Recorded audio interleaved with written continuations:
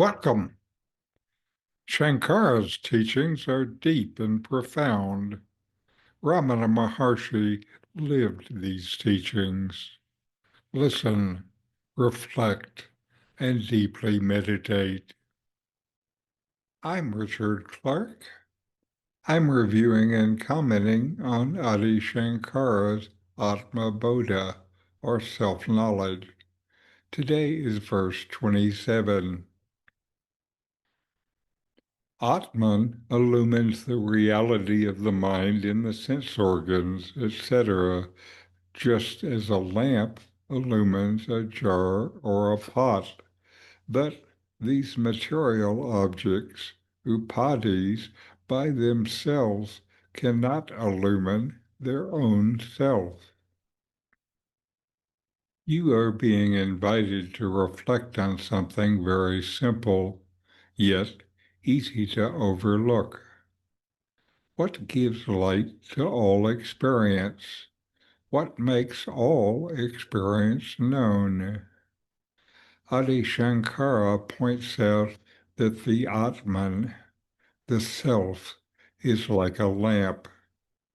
Just as a lamp allows you to see objects in a dark room, the consciousness of the self makes possible all experiences of the mind, body, and senses.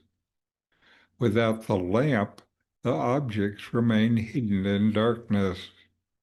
Without the self, thoughts, perceptions, and sensations could not appear. The mind and sense organs function as instruments. They gather impressions, process information, and present them as experiences. But they do not function by themselves. They are not self-luminous. They need something that makes them capable of functioning, something that allows them to be known at all. That something is the self. Sankara uses the word upadhis to refer to the body, mind, and the senses. They are temporary coverings or instruments. They appear to have life and intelligence, but this appearance comes only because the self illumines them. On their own, they are inert. The body does not know itself. The eyes cannot see themselves.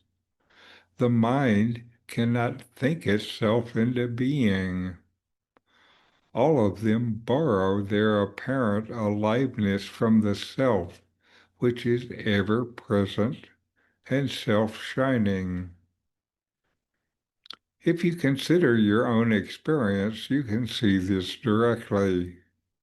Your eyes see the world, but you are aware of seeing. Your mind thinks, but you are aware of thinking. That awareness does not come from the senses or the mind. It is already present, watching all of it happen. That awareness is the self. You might wonder, if the self is always present, why don't I notice it? The answer is because attention is usually absorbed in what the self illumines, the thoughts, the sensations, the objects, not in the self itself.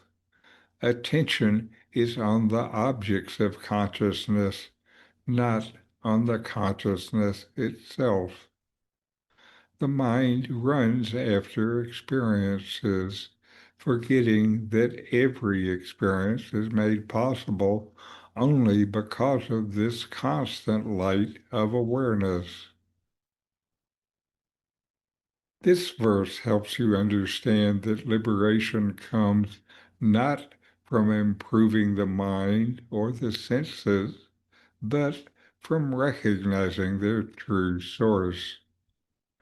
The self needs nothing else to know itself. It is self-revealing.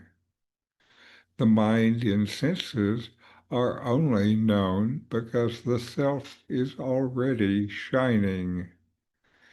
To recognize this, you must turn attention away from the objects of experience and rest quietly in the awareness that allows all experience to appear.